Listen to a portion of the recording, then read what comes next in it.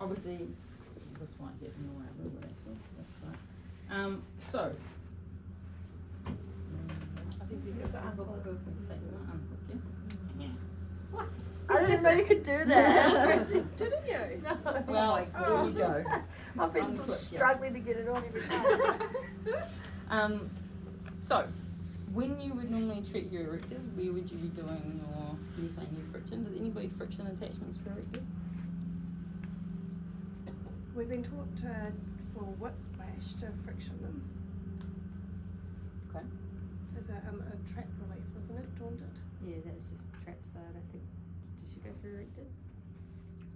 No, not with the Well, take the best guess. You have a towel, isn't it? No, this one? Apart from just general massage, I don't think our class did a whole lot on erectors. You guys either? Obviously, wouldn't want to have that there, but that's all right. For a demo. I was like, I can take it off if you want. That's right. Pull her up.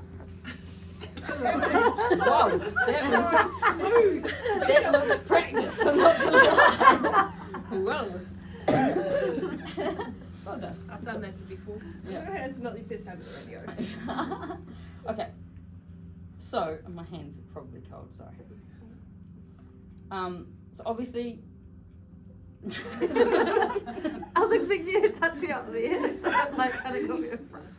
Yeah, we Okay. good. All right, we're good. Obviously, iliac crest, you always are going to be treating pretty much, whenever I do it, because normally you're treating it in combination with QL and stuff as well, I would always do the full iliac crest right at the start, generally. Just because, like I said, you're covering your bases right from the start. Yeah, makes sense. How have you, do you guys do friction on iliac crest? Yeah, how do you do it? How? Yeah, like what, you know. Well, I'll warm up first. Well, obviously. We're gonna skip that. I mean, positioning wise, how would you? I go How would you find it? I'll go either with the. Oh, you see. Sorry, Nikki. You already ripped my bra off. She's a bit more. Yeah. Voluptuous. So I'll just work in through there. Cool. So there's a few ways you can do it. Obviously, you would normally, you know, Nice and warmed up. yeah, nice and warmed up. Pretend this is nice and warm and nice and red and all of that. Depending exactly what muscle, obviously, you're focusing more on would depend on the angle that I go on. Because obviously they're not all in the same place, so they are actually slightly different. So, but generally, I mean, like I said, generally you're treating all of them, so I would cover my full bases anyway.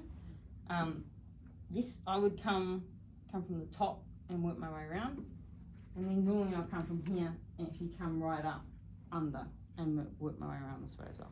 Because you're obviously on a slightly different angle. This way you're more on the posterior side. This you're actually you're coming down onto the top of it. Yeah. So I work my way around this way, and work my way around this way. I don't know if you guys know like iliolumbar ligaments. You can treat them here as well. Iliolumbar ligaments, who knows who they are? L5, I was gonna say C5, jeez. So it's L5, S1. Yeah. So it's basically where the Yeah. the So sacrum You've got attaches. two. You've got two main ones. So, Two main ones is C. No, S L. S and L, please. S1, L5, and Yeah. then the other one is L4. So you've got S1 to L5, S1 to L4, and then you do actually have one. So one comes this way, and one comes this way. Nice regular triangle. You can actually friction those as well. Yeah. Some people are quite sore. And you can feel, I'll show you, you should be able to feel the difference between them and the muscle as well. It's quite distinctive on most people. Yeah. Obviously they have a little bit more tissue, maybe not. But generally, if you're looking at it from here, when you've got the arch coming around, sorry, this is a little bit invasive, but on that arch there, essentially it creates be one that kind of comes across and one comes down. So they're quite easy to find. So I would normally do them at the same time. When you friction around, and I said friction from this angle, coming down, and you do have to scoop right in and under. Coming down like this on this angle, you're doing the exact same thing again. Right? You actually need to sink under and then push back. So you find the edge of it, come superior to it, and sink back onto it, so that you're sinking down onto the top of it. Yeah, not this way, this way. So because that also obviously covers layers attachment as well. And QR. Yeah, so you literally, and that's why I generally do all of it, because normally you kind of be treating multiple of these muscles at the same time. So instead of doing one attachment, going, coming back, doing another one, I just do it all at once. Saves kind of time and fluffing around and going one area and coming back. So I would generally do that and then that.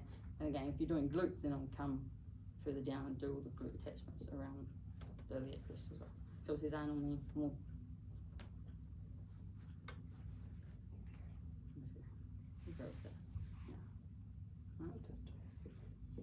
That was the word I was trying to think of. Yeah, so I'd work my way around. Mind blank, sorry. Then, literally, I would work my way all the way up, SPs and TPs. Depending exactly what I was treating. If I was doing it properly, doing all the erectors and obviously multifidal rotatory, you can distinguish them. Obviously you're never coming onto the top of your spinous processes, right? For good reason, I would hope. So whenever you're working with spinous processes, you're always off to the side, but on the top aspect when you're doing attachments. TPs, again, you can kind of more come directly onto them, but again, you're kind of more on the surface versus hooking right around, because it's sharp. So essentially, again, I would just work, and I'll have to kind of possibly do it with you guys, but you learn to feel. So I want you guys to really distinguish that, feel them individually. When we do Mobi's as well a little bit later, you need to be able to distinguish individual TPs and SPs. Yeah. So you literally, again, just friction, so you compress on, do your friction, put it up. Once it's obviously more warm. And the same with your transverse processes. You do the same. Erect the spine. Again, you would have already done your stripping of that, so you should have attachments up here. You guys do the attachments up here in this position? Yeah. No, I'm getting some yeses, some no. So where's the, for your erectors, what top attachment are you going to? What attachment are you going to up here? Sorry. What's the attachment up here? Yeah, there's one on there, sorry. Yeah.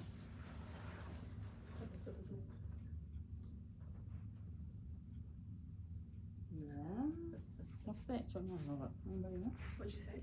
What's the attachment up here? The superior nuclear line. Superior nuclear line. Thank you very much. You have inferior and superior, different muscles attached. If you have somebody in this position, you can actually, if you run your hands up, so inferior is literally you've got one which is basically where your suboccipitals are, so it's right on that kind of crease line here, on the bottom hairline for most people. The superior one that you're coming to, especially for erectors, longest muscle, is actually, here it's here, so it's actually quite high up, higher than what most people think. They normally are only on sub. Yeah, they don't normally actually come right up to superior nuclear line. It's really good to friction. Yeah. And you can just do it like most people, like if you're warming up, you can literally just come up as part of your warm up, sink right up, sink on, do your little frictions. Obviously, some people are more or less tender up here, so do be aware of your pressure up there. Most people, it's a lot lighter. You don't need much pressure up there. So it's almost relaxation pressure. Like you can literally, like I said, you can kind of bring it up, like if you're gonna bring it up just as a kind of thing, and it's literally just a small little friction. It's not much. And again, the pressure Some people like it firm, so you can increase, but obviously it really depends on the person. I hate it personally. So you kind of just got to tailor it to your person, how much oil pressure you do. But don't omit that. It's actually really important because nobody touches it. Or not many anyway. Do you guys do like scalp massage? Did you guys do scalp massage as part of your? head massage last week. Oh, you guys haven't done scalp massage. Not really formally, just Remind me to put that in when we do Just certain our own stuff. thing. Right. Oh, there's a bit of- Okay. Remind me to go over scalp. So you haven't done face either, We did it. We did But like a on tiny relax- bit. like the relaxation stuff. Yeah. I remember because someone touched my Little bit. eyeballs. little bit. Remind me to maybe go a little bit more in depth over the crane. Not you guys don't use crane. Sorry, wrong word. Scalp and face because I will be doing some facial stuff with you guys around the jaw and stuff as well. So try and remind me to include that because I thought you've done quite a lot of it. So yeah, don't forget that superior nuclear line. That's okay. Yeah, it's honestly, I mean, the stuff that we're doing at this level, it is very basic, but scalp massage from a fascial point of view, and like I said, I'll be teaching you some more fascial techniques around it, can be very beneficial. So obviously you guys can't do TMJ, but you can do some of the fascial stuff, which will give people some relief or enough of release to have some benefit. And I can show you home care that you can give them as well to help improve on it. And that can affect a lot of things. Yeah. Obviously, stripping is pretty self-explanatory. We don't really use any other techniques apart from your standard deep tissue. We don't use. You can use some movement of the head in supine, which I'll show you more for the upper and to the neck. But we'll do them more when we actually do neck. But in terms of for thoracic spine, we don't use. Obviously, we don't actually really use any movement or activation. We do in some of the mobilizing stuff, but for stripping, it is purely stripping. Longitudinal, cross fiber. I don't mind if you do your cross fiber in or out. I would do it depending on which muscle, obviously, I was trying to treat, and depending on the person, which way is easier to feel. If you're doing, like your erectors and your cross fibering, it's a straight cross fiber, right? It's a straight, like medial to lateral or lateral to medial.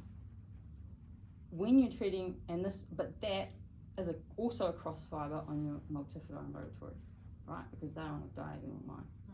So if, for example, they have a rotation through their spine and you're trying to correct it, one side would do like deep long strokes on, so like deep long strokes on multifidus rotatory, and cross fiber on the other side, depending obviously what way their rotation was or what way they were limited. So bear that in mind when you're doing it. If you're treating erectors and you're coming across as a cross fiber, you're also cross fibering to an extent. Obviously they're deeper and you're not getting them quite as well, but you will be having an effect on them as well. So if they do have a rotation, you might need to not do that, depending on what way the rotation goes, because you'd want to be doing long strokes. And again, TP and SB, like one vertebrae and two vertebrae. So that's why being able to find and distinguish your SPs and TPs is important, because you need to be able to strip from one to the other. So that is the most thing probably for you guys to practice some of that. It's not really much to demonstrate, because it is literally finding them and stripping them. And you should be able to feel eventually the slight difference in the muscle as well. It is deep though, don't forget. These are obviously under your erectors. So when you do, I know a lot of people, and lots of people like it, they do kind of like a deep strip, like through the groove, and you're essentially cross fiber for your multifidus and rotatory when you do that at a deep pressure. And that way, if I was cross fibering like that, I potentially would do it as a full back stroke and include it in. If I was wanting to lengthen them though, it is 100% individual. So obviously lengthening, you have to go way up. It takes a while. Yeah. Whereas if you're cross fibering, because you can literally do it as a stroke, you can kind of just cross fiber all at the same time.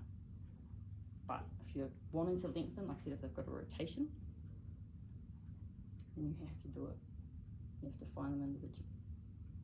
So if I was doing it, I normally start from spinous process. It's easy. It's an easy landmark. And obviously, mostly through thoracic. So you find your landmark, I pop off to the side, and then go 1 or 2 down, or 1 or 2 up, depending on what comes to it. But I find, for me personally, this is the easiest landmark, so I normally go off spinous process, then find, or rib. If you want to find the bottom one, you can obviously follow the ribs around, so to find your stat landmark for your thoracic spot. Make sense? Any questions around that? I think those ones are pretty self-explanatory because it is just stripping. There's no movement or other techniques really with them, apart from when we go on to the mobilising aspect. That's when they kind of more come into play. We do a lot more mobilising for that sort of thing. In terms of actual muscular techniques, that's all we do. We just strip.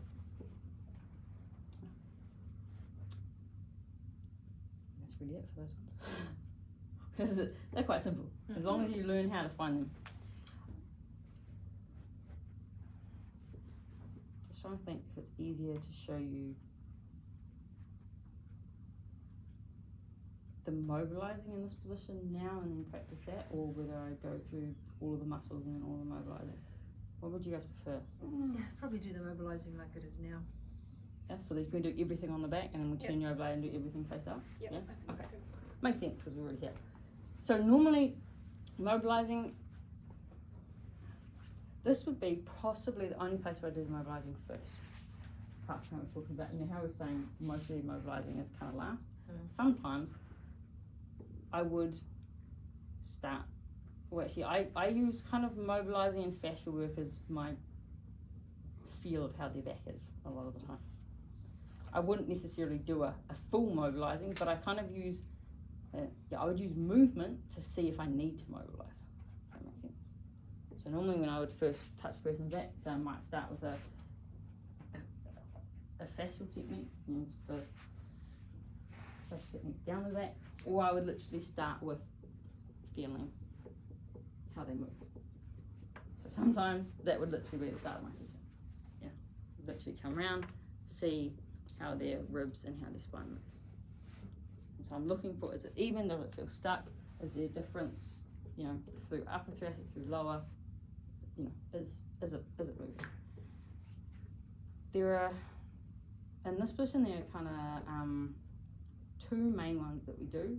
The first one, again, is an individual, so you're looking at, again, you're using your spinous process and you're doing, it's literally just like a little pulse, and you can go, if you're trying to get head around, never had to explain this before. There are kind of 2 main reasons that you would use this. The first is obviously to test if, normally like when you do their range of motion stuff, you can see if they move or don't move in a specific area. So it's to see, so this is where you're looking at a specific joint that you're trying to move. The other thing is if you suspect that they have like inflammation between, what's it called? And what's the joint between the rib and the, you know, you've got like a facet joint, thank you. So if they've got inflammation in the facet joint, you can use this as a test as well. Yeah. So if they're having, you know, kind of pain through the area of their facet joint, which for most people is at the edge of that ridge, normally through here. So if they're having pain sort of through this line, especially quite specific pain, it'll normally be quite specific. It'll be like, I have pain here. And it's often facet joint inflammation between the rib and the vertebrae.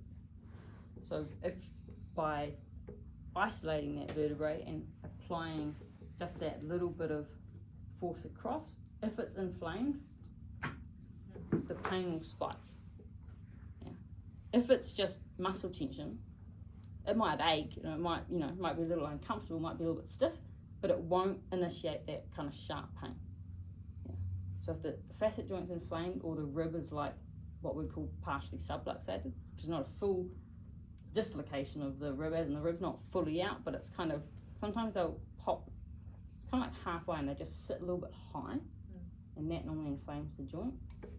That will spike that pain by doing that, or sideways pressure. Then what we would normally do is then, so say she gets pain this way, which would be facet joint inflammation here, I would then come this side and mobilise the joint from this side. Coming this way to pop the joint, pop the rib back down. Makes sense? Yep. So you can, I normally start with a broader one using kind of like the heel of my hand on the ribs. So again, you're kind of aiming for that kind of edge of that facet joint, so you're sort of butting up against the rib heads and just seeing how they move, or if they move at all. Sometimes they won't. Yeah. You can also do it on as a full-handed, again, more general. It's more comfortable as well. Gives the client like an initial touch to it, and then I would come in and be more specific. And again, obviously you do it from both sides. Never just do one side. And you're looking for a difference. You know, is there pain on one side or not, or is there a stiffness one side to the other? Normally they'll be really stiff in one specific direction, or 2 to 3 specific joints. And then from there, literally again, the mobilizing, because again it's very gentle, is essentially it is just that movement. You can intensify it by anchoring the rib. So if I was mobilizing here, I'd anchor the ribs below, because that's gonna help stop the movement from those ribs down. So again, you need to actually, I do it out of habit, but you do obviously have to line up your ribs in that as well. And mostly, because obviously the ribs are on a slight angle, but mostly you're fairly alright if you want to mobilise here. If you kind of go slightly below, it should be genuinely in about the right place. But you can check, you can follow the line. So I'd anchor here, and then you can use, again, if you've got strong hands, you can use fingers here, these ones, and I'll just work my way down or work my way up. And you can do it, again, you can do it more generally as well, especially if there's pain or discomfort, or if it's really stuck. I'll start with a general one first and then go to a more specific one. Makes sense? Sorry, you probably asked this before, but so if you're doing it that way, the pain's obviously on that side. Would you mobilise the others so it's even still, or? Yeah, okay, good question. So in this case, if they had, see, if I come from this side and they had pain here, and I'd be mobilising them this way. Yeah. I would do that for, again, generally it's only sort of like 4 to 5 movements. I would go back, check, is there still pain?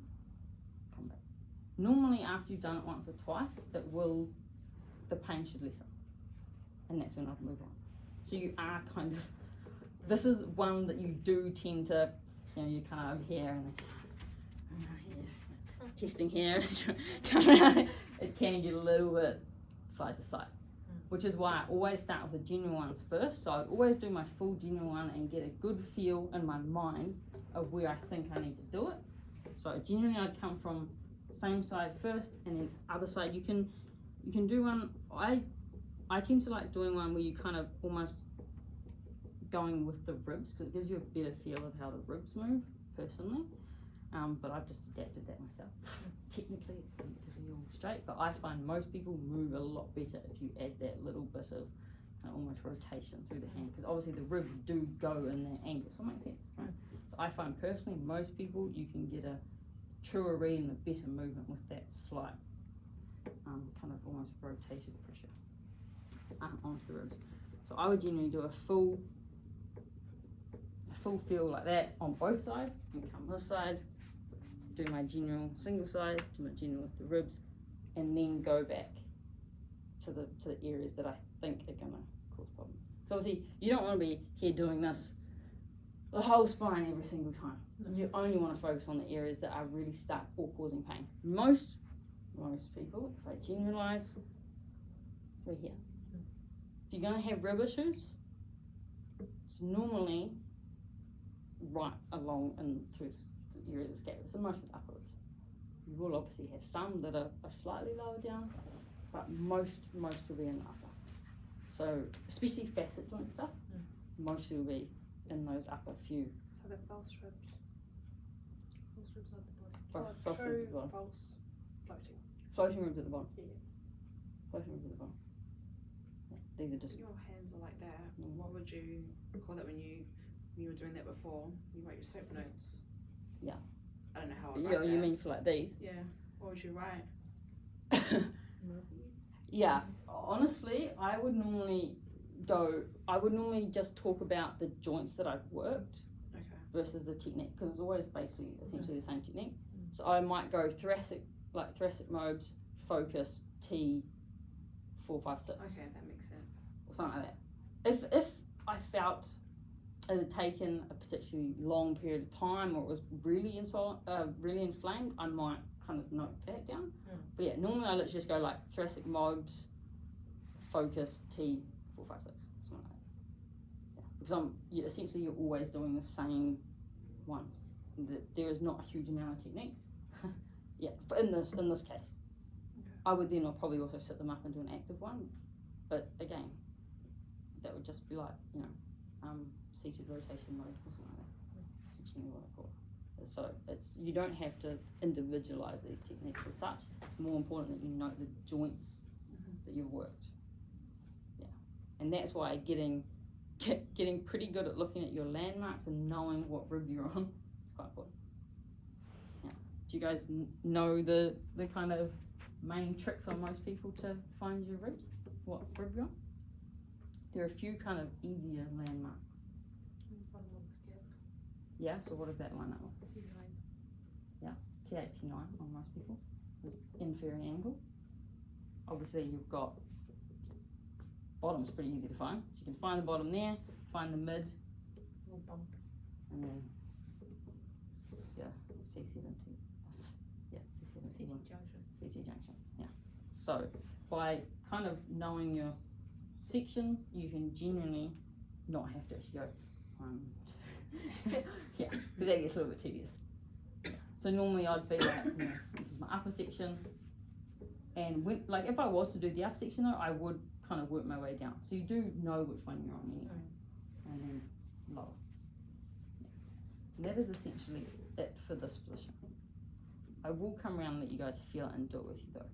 But again, if you've got the facet joint kind of inflammation and pain, personally I find because most of the time, and some people you'll see it as well on some people visually. There will actually be, you can actually, again, she doesn't have any, so can't show you, but you can generally actually see or feel the difference in the rib head as well.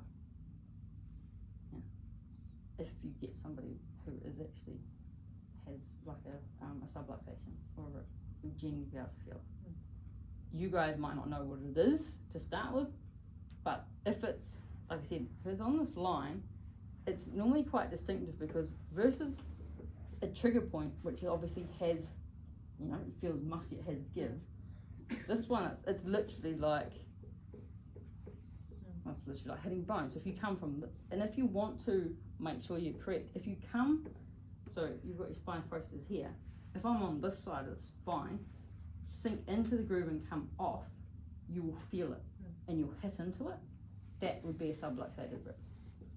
So if you're unsure, it's like if on you at this side and you're like, oh, is it, isn't it?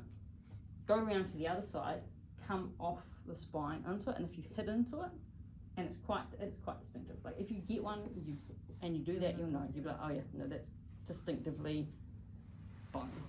Like this is quite distinctive. So then you would know. So then in that case, again, I would potentially add